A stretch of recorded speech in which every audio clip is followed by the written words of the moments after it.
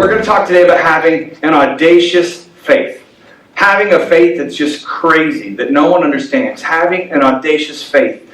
And so today, we're going to go all the way back to the book of Genesis. And this week I've had the opportunity, it was pretty neat. I've had the opportunity through a couple of folks this week to really physically get to pray with people this week as they asked literally some sun stand still prayers in their life. And for them, it's different. For some people, it could be financially. God, I'm in a situation I got myself in. Financially, I'm in a wreck. God, I need you to provide something where you make the sun stand still. The bills would stop for whatever. For some people, it was spiritually, physically, emotionally, whatever. It's addiction, whatever it would be. But I had the opportunity, though, to pray with some people this week as they really went beyond. Because here's what has happened, I shared last week. I think a lot of us get to this point where we just don't think God is there for us. And we're just not willing to ask God the big things anymore. It's almost like, well, we've put God into a box. We've put him into this box because of society or culture, or we see the conditions of the world or whatever. And we put God into this box. And so for this, breaking outside of that, that's what we're going to dig into. Abraham. Abraham would be somebody that I think would be the father of audacious faith. And as I've had this opportunity to pray with people this week, I think a lot of people are asking for this. They're asking for something, for God to provide something in a tangible way. So often it's so easy for us to be like, well, God provides the Spirit, fruits of the Spirit, peace, love, joy, hope. And while all those things are wonderful, they're great, they're not necessarily always tangible. Something that I can touch, something that I can feel, something I can, with meat to it, that I can grasp a hold of. Because what happens for a lot of us, our struggles are very tangible. The things that we're struggling with are very tangible. And sometimes we want something tangible. Let me think about that. I've got 2 little girls, or 3 little girls. Don't tell the third one I didn't say that. I'm not going to tell you which one I forgot. But I've got these little girls. And it's tough because they trust Daddy, but like when they come to me with an injury, I can't necessarily just fix that. I'll do everything I can. I'll put a Band-Aid on it, but that's what it always has to be. Because like Bella, she'll come to me and she'll be like, "Daddy, it hurts," and so I'll pray with her, and she's like, "That's good. Maybe it'll stop her crying." But then she still wants that Band-Aid. She still wants the physical, tangible Band-Aid, like the Band-Aid. There's something about the touch, the physical, something that she can hold that is being applied. So that's what I'm saying. Her struggle is real. And it's not just enough for her for me to just go, well, I'm just going to pray over it. Prayer is good. I'm not saying prayer isn't good. That's the first thing we're going to do. I'm going to pray. And it does. It calms her spirit. It calms her down. But then she's like, but now I need touch it. Band-Aid. And man, Bella, I don't know why she asked me for a Band-Aid, because every time she asks for a Band-Aid, I'm like, I don't even know if we have any. She's like, yes, we do. They're right above the ironing board. There's pink ones. There's big. She always knows. And I'm like, well, then why don't you get the Band-Aid? But there's something about Daddy applying that Band-Aid. There's something about that, the moment, the tangible, the thing. And so this morning, we can look at Abraham and this faith that he had. And he set the example for faith and what it should be and how to make that possible for us today. And so think about this. I want to talk today about this. The God who provides. The God who provides something tangible. The God who provides. Because we serve a God that provides. And Abraham can specifically speak to us and tell me this, like physically, spiritually, emotionally, whatever that would be today. How many of you would say that you need, that you're after, that you want a God that provides? I mean, like, I'm going to tell you as the pastor standing up here, I need a God that provides. I mean, seriously. There are so many places that I fall short. And I will be the first person to tell you, my leadership guys will tell you, my wife, when I'm left to my own devices, I'm a jerk. I'm not a great person. My heart is wicked. I'm a human. I'm a man. I will make mistakes. And the only thing that's good about me is Christ.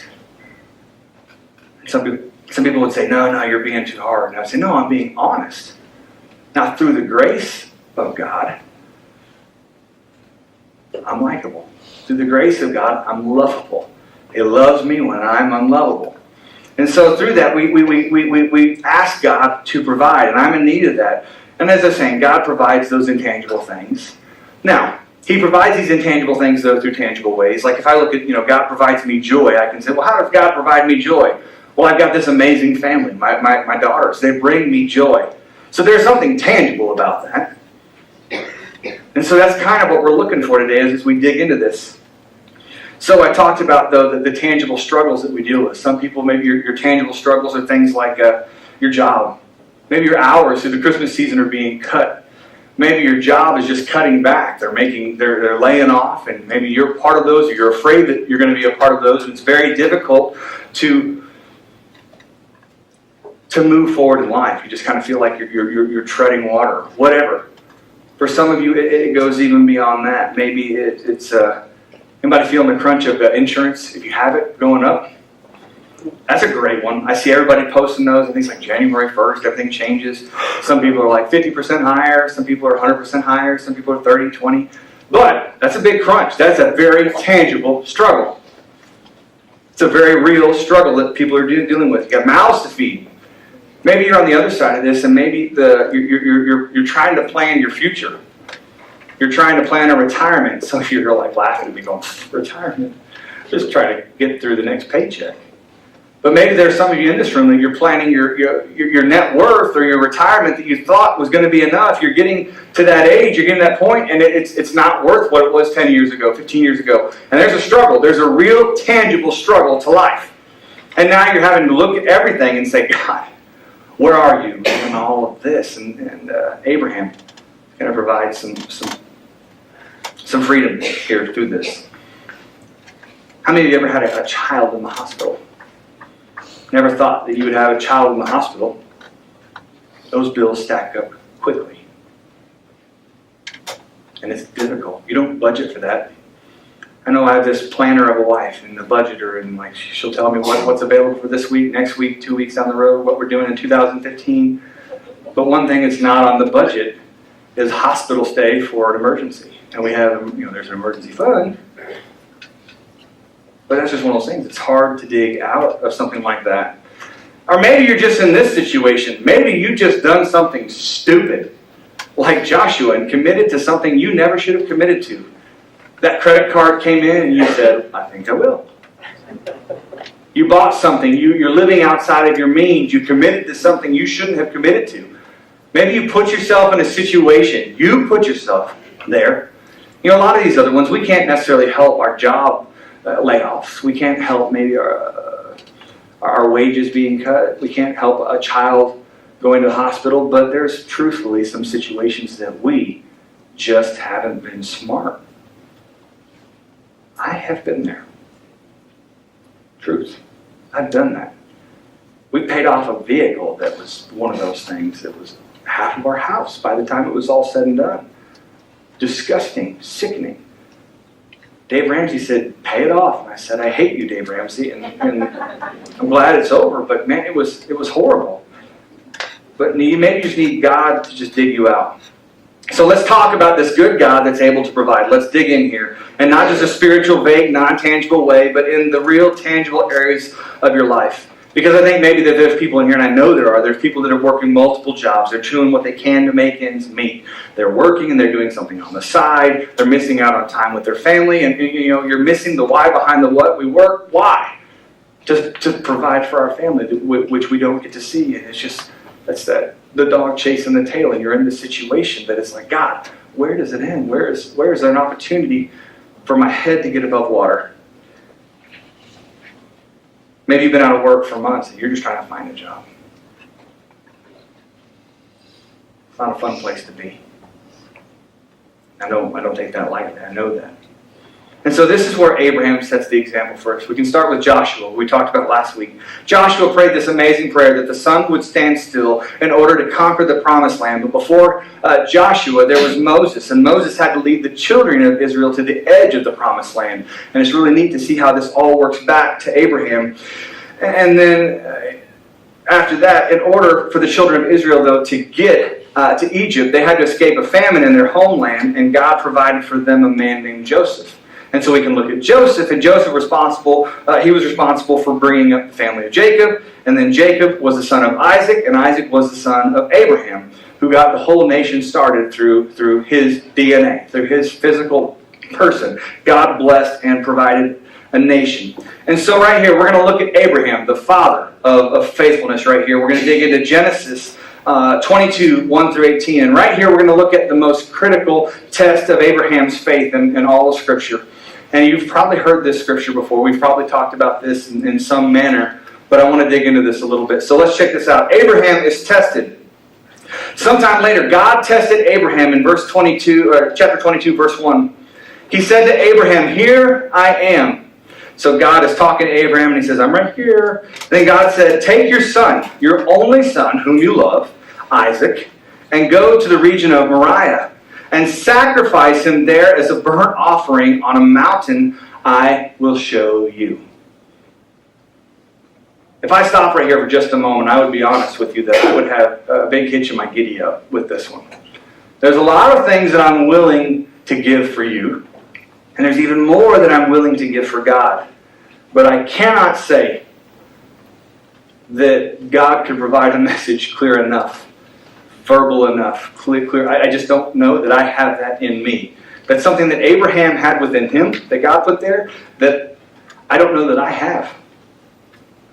That if God would come to me and say, "Shane, choose one of your daughters, the blonde one,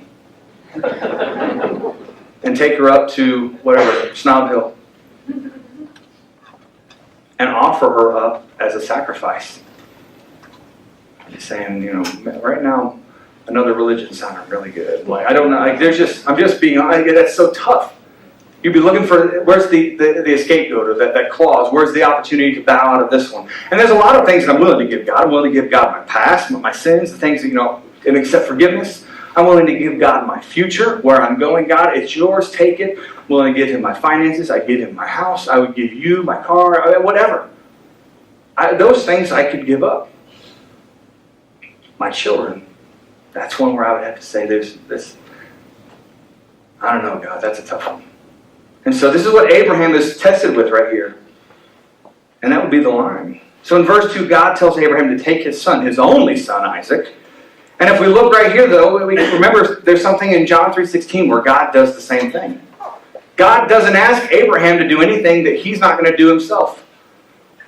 God doesn't ask Abraham, and that's something for so many of us to look at. You'd be like, well, why would God sit up there on his throne, call down to Abraham, who wasn't hurting anybody, and ask him to give up his son? Not only that, but his only son. Shoot, the government doesn't even ask you to give up your only son and send him off to war.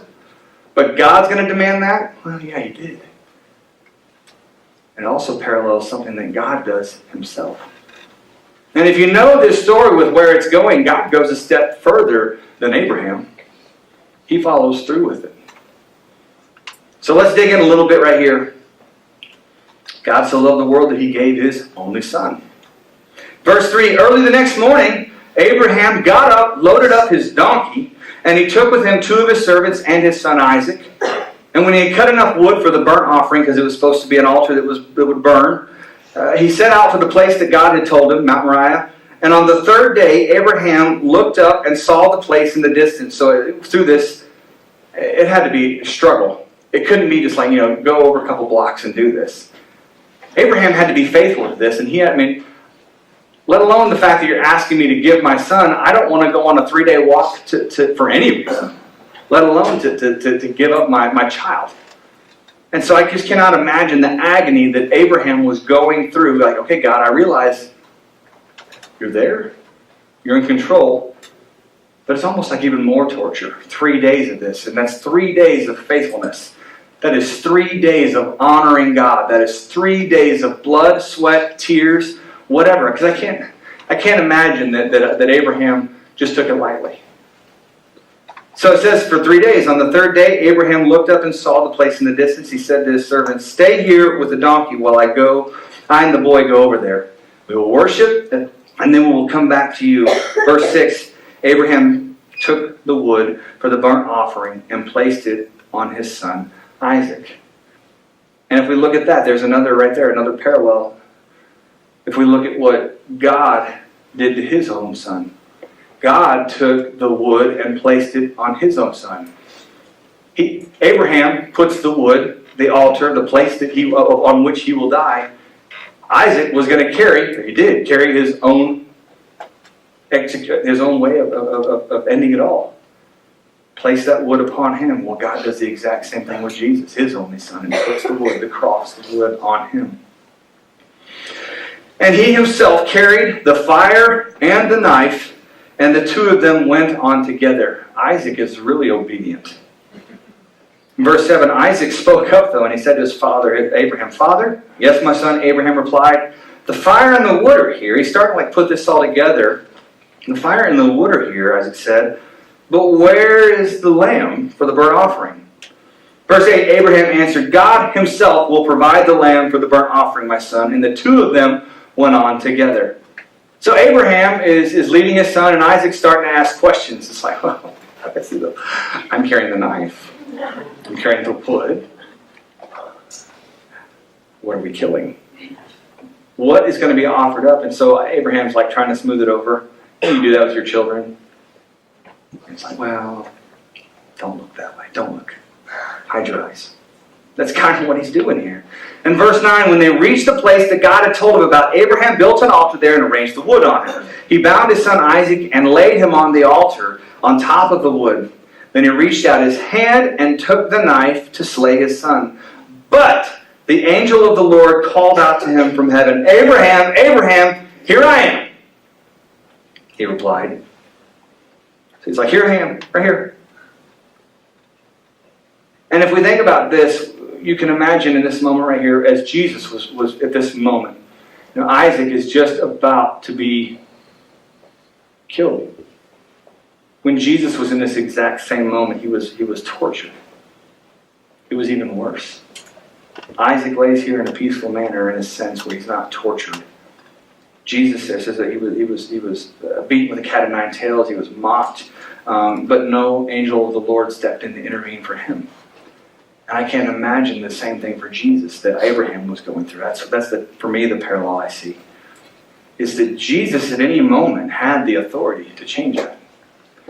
Isaac doesn't. Isaac is just innocent and goes through with this. Jesus, at any moment, could have called down a legion of angels or something, just whatever, and changed his fate. So Jesus, like Isaac, though, was extremely obedient to his father. And so here you have Jesus, our high priest, and we have Isaac in this same situation. The God who provides in this moment right here provides. And he steps in at such a pivotal moment in the Bible because he's the God who provides. And Abraham believes that he was the God who provides. And he even says that to his son. God will provide. And he wasn't lying. He just trusted in a way that I don't know that any of us can understand. And I think if any of us did understand, we would probably consider that person to be clinically insane by today's standards. So cruising forward here, verse 12. "Do not lay a hand on the boy," he said. "Do not do anything to him. Now I know what you fear. God. Because you have not withheld from me your son."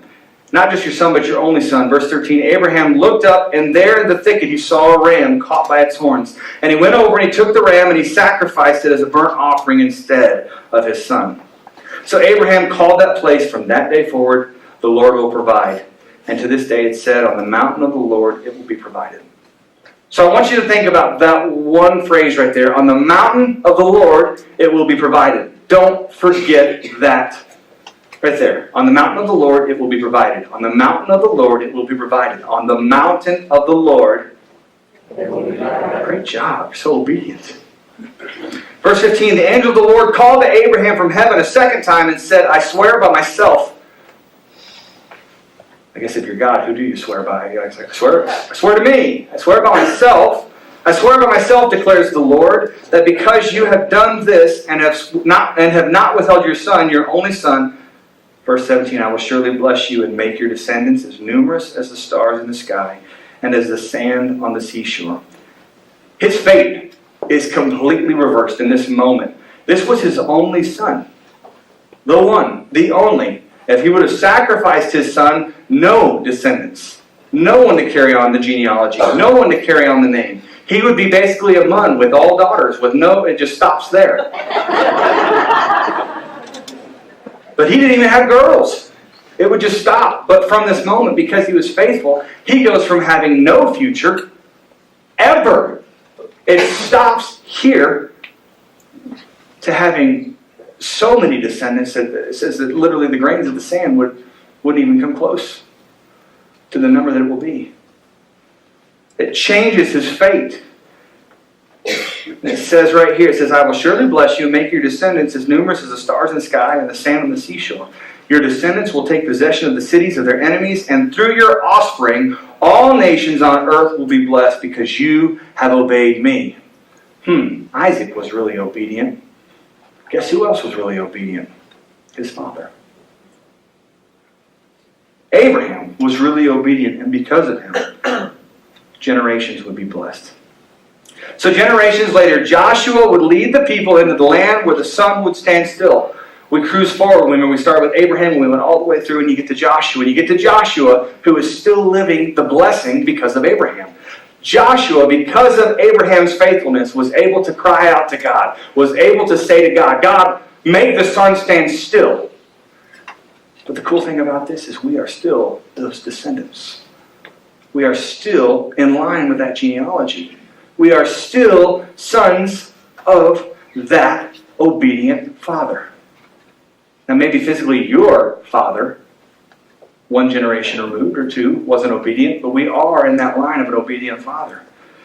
And so it all got started because of one man's faith in the God who will provide. And so one more time, if we look at verses 8 and 14. Before they got up to the mountain where Abraham was going to sacrifice and give up the one thing that he loved the most for the God that he loved even more, Abraham answered in verse 8, God himself will provide the lamb. After God provided the lamb, we see in verse 14, so Abraham called that place, the Lord will provide, and to this day it said, on that mountain, right there, of the Lord it will be provided. So if we go back to that phrase I wanted you to remember, I said this, I said, remember that on the mountaintops, God will provide. On the mountaintops, the Lord will provide. So it's one thing for us to have faith in God that provides on the mountain, but it's another thing for us to have real faith that's demonstrated in a valley. Because that's really what we started talking about at the beginning of the day. I wasn't asking, tell me about all these great days in your life. Don't tell me the great things, because a lot of us live in the valley. And every once in a while we get to go up to the mountaintop and experience that grace and that greatness and the provisions of the Lord. And so that's what we call that. It's the peaks. We get to experience the peaks of provision. That's where God provides, provide. We get to experience the peaks of provision because on the mountaintops God will provide. But down in the valleys we have the valleys of decision. And when we're in the valley of decision, we have to decide. We have to decide to honor God and stay faithful. Because, man, when you're on the mountaintops, there's no deciding. Man, when your team's great, it's so fun to be a part of. When you're winning, life is easy. There's no decision to say, I want to keep winning. You just do it. Yeah, I'm on board. It's in those valleys. The valleys of decision that we need to talk about.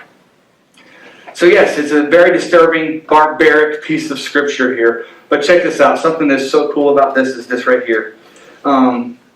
We should know this, that Abraham had faith, though, that even if he would have sacrificed his son, in verse 19 in Hebrews 11:19, something that's so cool about Abraham is it says that he had faith that God would raise the dead.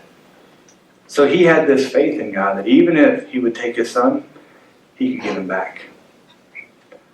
Modern day and time, that doesn't really float with the police. I get that. Like, I know I killed him, but God's going to bring him back. Just wait.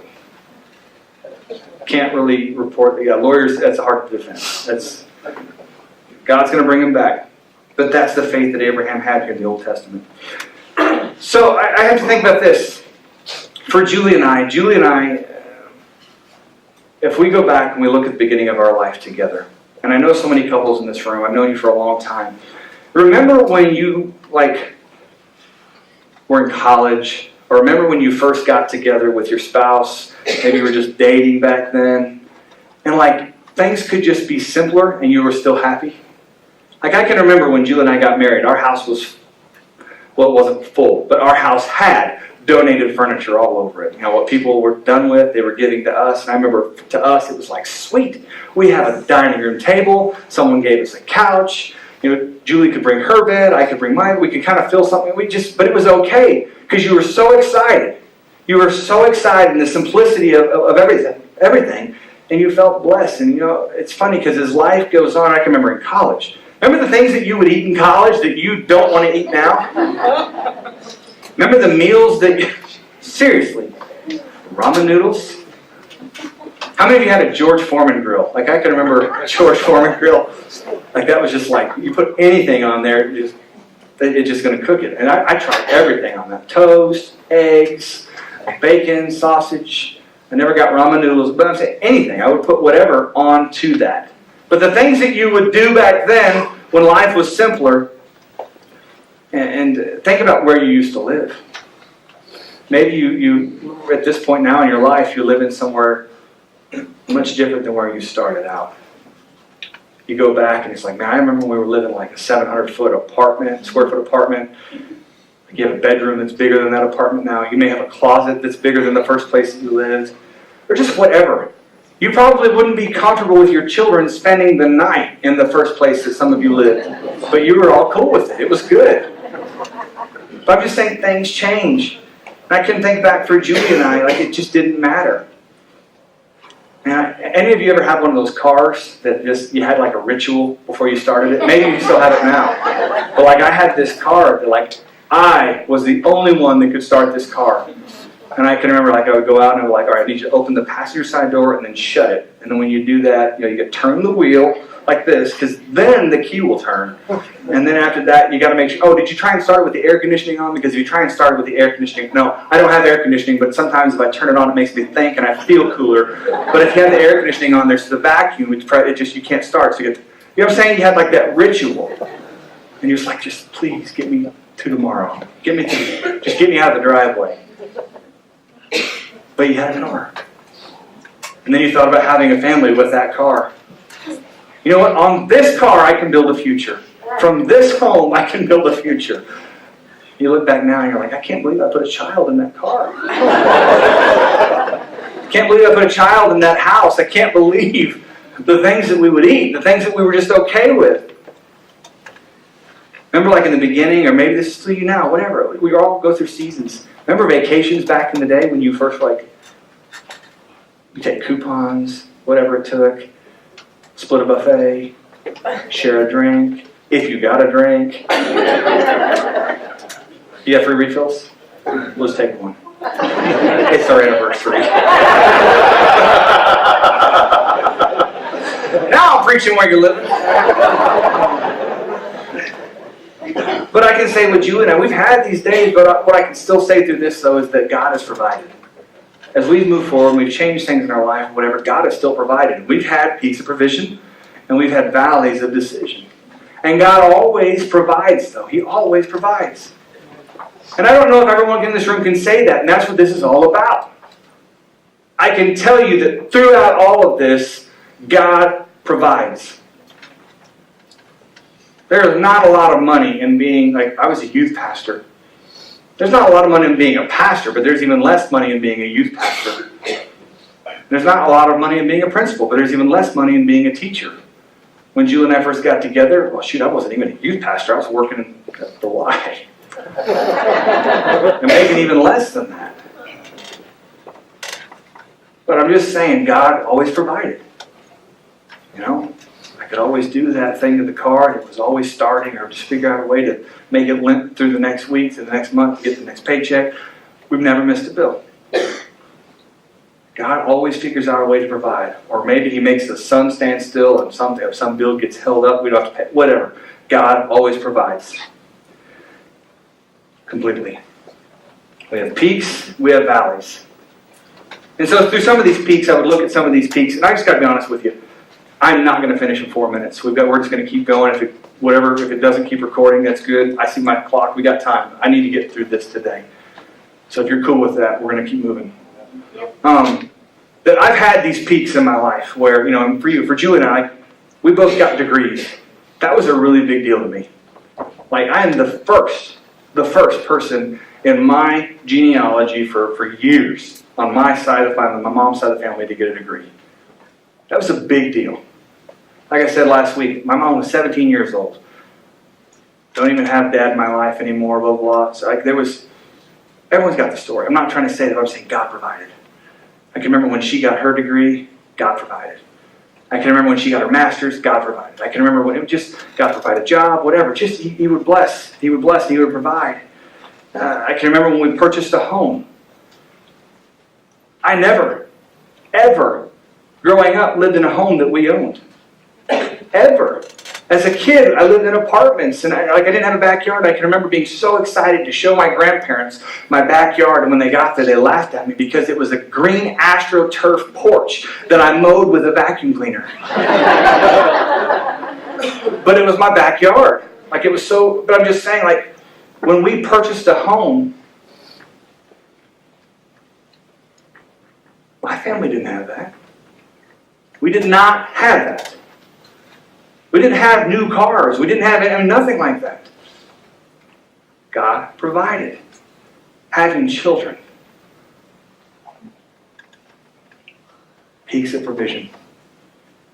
And so as I think about this, for a lot of you today it might be tight. You have food in your belly. You've got clothes in your body. You drove a vehicle here from a home that's yours.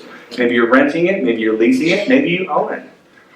But we live in peaks of provision here, and it's very difficult sometimes when we look at others to really grasp what we do live in. Pretty much everyone in this room, maybe we live in different ways, but we all slept in a bed in some case, manner last night. You didn't sleep on the dirt. You had a vehicle that had fuel in it. Maybe it wasn't much, but you had fuel in it. You probably were able to get up and go to a cupboard that had something. Maybe not what you wanted, but what you needed was there. Something to put into your stomach. You're rich. You went and got into a vehicle, and maybe you had more than one to choose from in your home today. Maybe they're not great. Maybe they're banged up. You don't have 4 matching tires. You're missing a hubcap. Maybe you got some duct tape. I don't know. I've been there. But you had it. You're rich. You're living in a peak of provision, and right now you're looking at it, though, as a valley of decision. And so as we cruise forward through this, it's easy to forget, though, about the valleys that we do go through when we're going through life. So think about this. We can't forget the valleys of decision that we have to go through in order to get to the mountaintops, because we have to go through a valley to get to a mountaintop, and I'll explain. We can't forget where we come from, and every time that I have a great moment in my life, it's easy for me to focus on the peaks of provision that God provided for me to get there. And whenever I go through a valley of decision, it's easy for me to focus on the valleys. When you're in a low, it's easy for you to look back and like, man, my luck is the worst. You're sitting there and your bill isn't paid. You look at all the ways that you feel shortchanged, and you look at your life, and it's easy to focus on all the things that have gone wrong or maybe whatever. Misery loves company.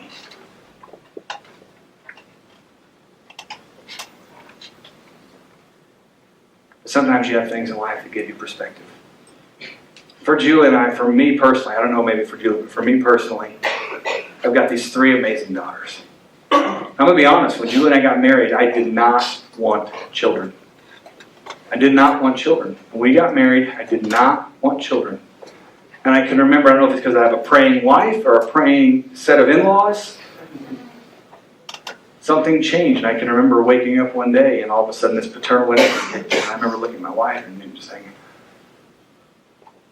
I think we should try and start having a family. And so we have Libby, and she was amazing, and I felt so insecure and inadequate. I had nothing to offer to be a father, and I figured out later that that was my fear, why I said I didn't want to have a family, because of what I was afraid of. I didn't have a dad in my life, so how can I be a dad? I just said this. Kind of like how I got to this point. I haven't been a pastor. How can I be a pastor? The Lord will provide. The Lord will provide. And so as we had this child, it was amazing. It was perfect. I'm not saying it, like Libby is the it. I'm just saying the experience. It was great. Julie was healthy. Everything was great. But then there was the perspective, that valley of decision. We're like, you know what? It was amazing. Let's have another one. So Julie surprises me, like shares me one day that we're pregnant. She's like, I didn't want to tell you, I got to tell you, I got to tell somebody. We find out we're pregnant, and man, we're just excited, and we tell everybody. We just tell everybody we're expecting. It was so exciting. And bam! Just out of nowhere. Didn't even think about it. Didn't even see it coming. Never for a moment did I stop to even think that there could be a problem. Because Libby, it was so perfect. It was so easy. Everything, it was just like God provided. I said, He did that, He can do it again. And so I can remember when we found out we were pregnant for the second time, we were so excited. We told everybody. I mean, gosh, when we were already thinking names, we're going to colors for the nursery, whatever. And I was already praying to a God that wasn't listening that it would be a boy. And but as we got to that first doctor's appointment, we go in and we're just excited. I can remember it was great with Libby. We're excited. We get in there, and then actually the nurse was in there, and she doesn't say anything. She's like, I'll be right back. So then the doctor comes in and he looks at the scan, and just immediately, doesn't even try it. He looks at the little printout thing, turns the machine off, comes over and turns the light on, sits down and talks to us. Shares with us, puts us, we experienced our first real valley of decision. It was tough. Because I was in ministry at the time. It may have even been a Wednesday, because I think that's when they did the ultrasounds. I was a youth pastor, and I remember I had youth that night. I can remember the life still had to go on. It was so difficult to be in that moment. They just blindsided us. But in that valley of decision, though, like in the moment, it hurt so bad, and I kept thinking, God, you're good. You'll provide. And I wasn't trying to put God on the spot and make a deal with Him and say, God, save this baby. Not that. But God, you'll provide a way. You'll provide a way. You'll provide a way. And so what it's been, though, is this perspective throughout life that when I look at these girls and I have those moments where I become impatient or frustrated or whatever, I just have to look back to that last valley of decision. I guarantee you that Abraham went through these same days. Anytime after that Isaac was frustrating, anytime Isaac was difficult, anytime he was unruly, he could look back and immediately say, no, the Lord provided you. You were the blessing. You were my blessing. And so going forward to this, Julie and I, we get pregnant again. God provides. We have Bella. We named her, our middle name is Hope, because that's what she provided, Bella Hope. And then happens again. We get pregnant again. Go to the ultrasound. Same situation again. So we lose another one. And then we have Gabby. And so I look at this, and God provides. God provides, but I'm just saying for me, these are perspective. And so here's what I have to say to this. I can't help but believe that the reason some of you are stuck right now in life is this, because God has you in the valley of decision right now where He's testing your faith. And I can't sit there and say with great knowledge that, Shane, how can you say that God would take your children to test your faith? He sent His own son. He asked Isaac to do the same. I have to look at that and say, God, you're not asking me to do anything that you haven't already done. But the great thing is God did provide. And there's someone else, some of you have the other side of that story. You couldn't. But you still have to say God will provide. How? Maybe you adopt. Maybe you're a foster parent. Maybe, I don't know. Through other ways. God will bless you in other ways to love. But as we go through this, I think that we have to look at our lives. Are we in a valley of decision where God is testing our faith? And that's where we have to really look at the moments that we're in. God, are you testing my faith? And if God is testing your faith, how are you responding to it? Are you trusting like Abraham and saying, God, you will provide. God, you will provide. Are you laying down and wallowing in it like your 2-year-old? Like my 2-year-old wallers and pouts and you don't love me. No one likes me. God was testing Abraham. Because He had to test him in that moment to know that when he got to that peak of provision, God was going to set eternity based on this one moment for Abraham. And our generations and moving forward, you and I, our blessings in life were in the balance with Abraham's faith in the valley. Abraham, I'm thankful. So what we have to do is look at this. I have to ask myself this question. I'll cut this short. There's so much more to this today. I have to ask myself this. Will I believe in the promise that God made me when it seems like the promise is dying on the altar? Because God provided a promise, and I say this all the time. Here we are sitting in this today. We're sitting in this room today as a church, as a brand new church. God provided a promise, and we're sitting in that promise. But He didn't provide that promise without a plan. Now, the plan could go through a valley of decision. And what is that for your life? Maybe God promised to provide you a family, a home, a job, or whatever you thought. You prayed to God, and there was something you feel that He promised. There's nothing about that, just as we said last week with Joshua. As he prayed for God to make the sun stand still, God provided the opportunity. Joshua still had to provide the effort, the work, the faithfulness, the persistence to pursue that.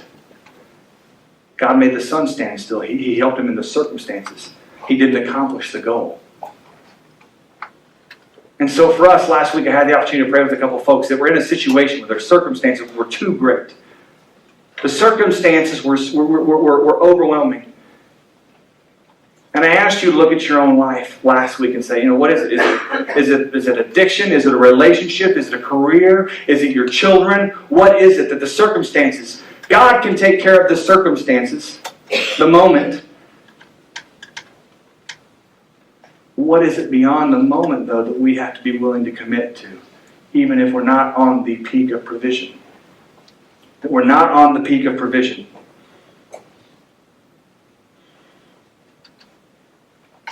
You see, when we got to this point right here where we were with the church, and Julie's been so faithful.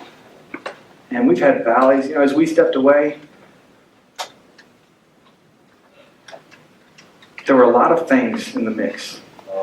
Job offers came in. But I felt that God made a promise to me 5.5 years ago. As we got to this situation in our life, there were opportunities, great opportunities. There was a campus pastor position at a church. There was a youth ministry position available. There was a children's ministry position. There was an associate pastor position. There was a not-for-profit organization that approached me. And so through all of these things, they all provided something that this didn't.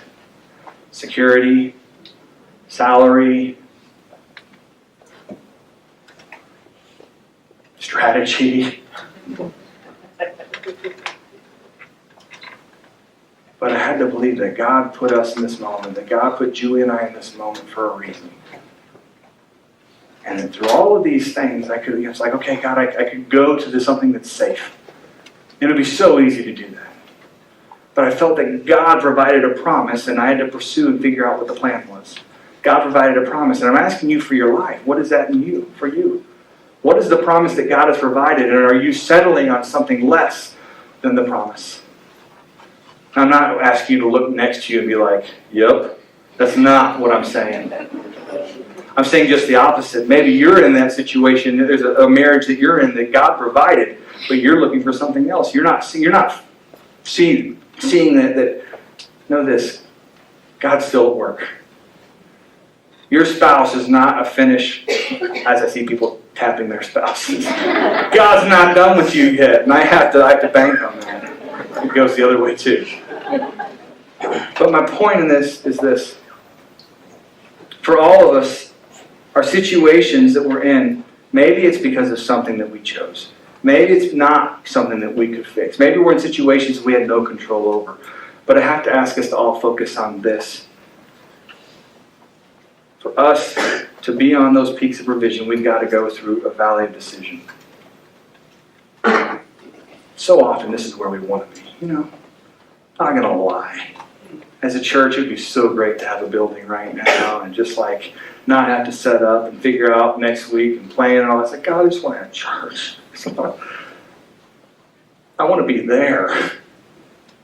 But we can't be there without going through this. It's just the way it is. And we have to be good with that. Just like Abraham set the tone, set the level, set the marker, set the goal. Be faithful to it. Be faithful to it. God called Abraham to take his son to an altar, something he did not understand. He believed in God.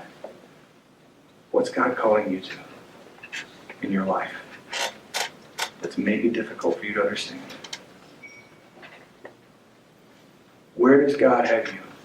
What's He calling to you in your life right now? I'm going to cruise way to the end of this. God was so good at providing in these ways. We serve a God that provides. And I have to say this. Your situation that you're in does not intimidate God. The Bible is a storyline of a God who provides, has provided, and will provide. For Adam, He provided Eve. When He saw that it wasn't good for Adam to be alone, He gave him Eve. Without Eve, Adam probably would have walked around in his fig leaf for like 2 weeks without changing it. It would be dirty and stinky. Probably wouldn't bathe, so He gave him Eve. God provided a covering for Adam and Eve when they sinned against Him after He had already provided for them multiple trees, anywhere that they could feed from. He said, stay away from this one. They put themselves in this stupid situation. They chose to disobey God. Never said go anywhere but here. They chose their fate. But even after that, God still chose to bless them. He provided Noah with the wood and the blueprints for the ark. He provided Abraham with the next step in his journey and a place to lay his head as he set out on his unbelievable journey to build a nation. He provided a ram in a thicket when he was about to kill his son. He provided food for the Israelites. Remember the manna? Manna from heaven. He raised up Joseph to be the second in command for Egypt. He provided Joseph for them. When Moses couldn't get them into the promised land, he provided Joshua, who prayed that the sun would set still and move through Joshua. And on and on and on. And he also provided the world with Jesus. He provided Jesus with fish and loaves to minister to the multitudes when he was here. He provided wine at a wedding when they ran out. He provided sight to the blind, hearing to the deaf, healing to the lame. He's a God that provides over and over and over. He provides forgiveness of sins.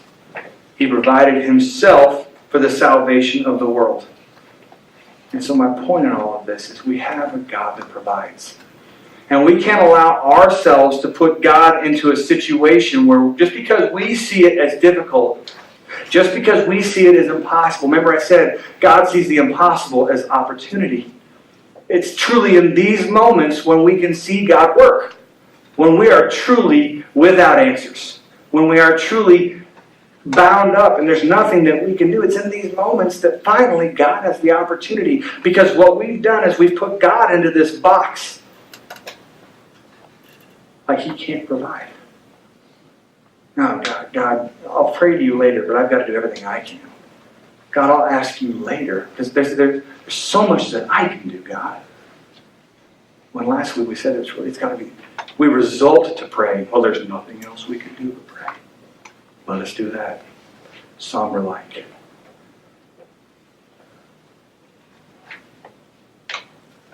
Faith is found and forged in the valley.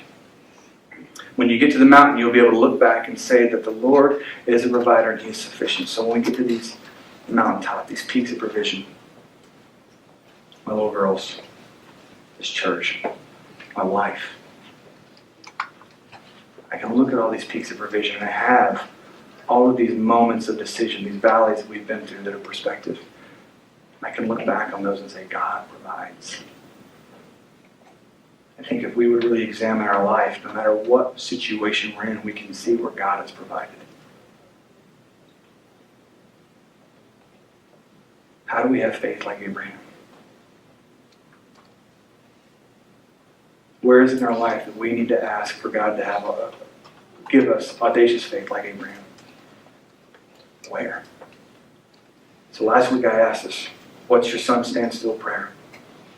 What is your son stand still prayer? What's the one thing in your life that you can do nothing about? But there's nothing. Is it a relationship? Is it your finances, your job, your children, your home? I don't know, your situation. What is that? Now that we can grasp and a hold of that over here, now here's the faith like Joshua that we have to have like Abraham. That when we get right here, we capture that son stand still prayer that we need to ask. Now here's the faith to follow through with it.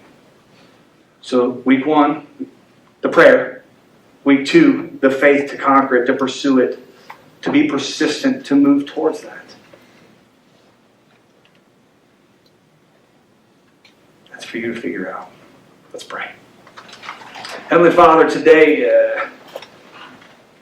I want to pray that God, you would provide back into the people of this room, the back here right now, that you would give people back their faith.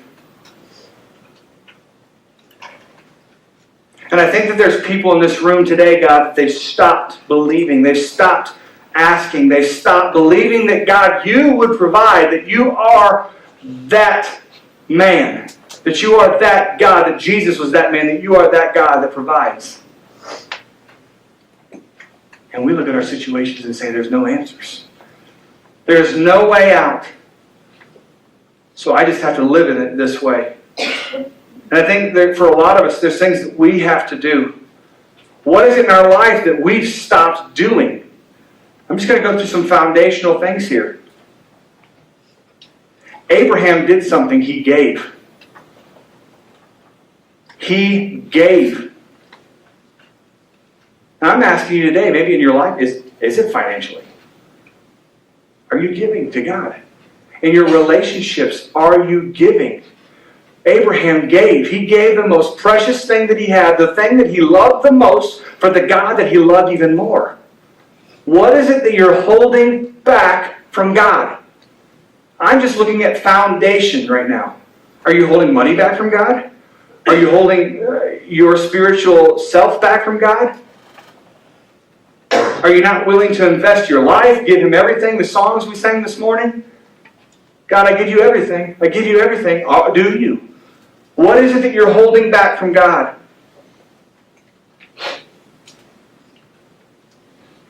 God has you in a valley right now, not to hurt you, not to harm you, not to take away from you, but to test you, to prove you. He wants to prove that He can put you on a peak of provision. Only God can put you there. See, we're really good at putting ourselves in valleys of decision. Only God's capable of putting us so in that peak of provision because He provides. Not me. What's the source? And the cool thing about this is this. I don't know what's waiting for you on your peak of provision. I don't know what's waiting for you there. Maybe it's healing. Maybe it's a relationship. Maybe it's a home. Maybe it's a family. I don't know what it is. What's waiting for you on your peak of provision. But the cool thing about God is He's still God in the valley. He's still God in the valley just like He is on the mountaintop. He's still God in the valley just like He is on the mountaintop. And I pray that you would put your eyes back on the God who provides. And if that's you today, you would say, God, I need you to provide to me that audacious faith like Abraham. If that's me, and that's you, and you would say that that is me today, I want to pray that you would start trusting again. Maybe you need to trust the church. Maybe you need to trust in people. Maybe you need to trust in something. Maybe you just need to trust in God because you've been hurt, whatever. You're in that valley of decision right now. And you've been hurt, so therefore you can't trust. You're holding back. What is it that you're holding back? We can't ask for God to provide if we won't let go. And I say that with our time. I say that with our prayers. I say that with our finances. I say that with the things that God has provided us. Be generous. Give it away. I'm telling you from my own life, God will provide. I'm telling you from what Abraham right here is saying, and sharing right here from the book of Genesis, God will provide. Because if we're withholding back, if we're holding back, we're missing out on the ram that's sitting there just waiting. That God wants to provide to you, that has it waiting. But you're so clenched and withholding something that you can't see it. Because you're not willing to look past the thing that you won't let go of. So today, what is that? What is that? If that's you today, and you're praying for that faith to do that, would you raise your hand right now if that's you, you're praying for that today? Nobody in this room is praying, got you right over here. I got you right up in the front. But God has something. Got you right over here on the sidewall. Amen. Week 1, we had to learn how to pray. Week 2, we're asking for that faith. So God, as we close today, I pray for these folks, God. I pray that you would provide for these people. Provide for them. Help them to trust you in the valley. Do what you do, God. Provide, provide, provide, provide. Whatever specific instructions that God would bring you in all of this, it's different for everybody. Whatever those would be, stick to it. God, thank you for today. And I think for a lot of us in this room that maybe we're in a healthy spot. God's saying today that we would just keep going. Keep going, keep pursuing, keep pushing. God, we love you. We give this to you today. Lord, bless us as we go. In your name we pray.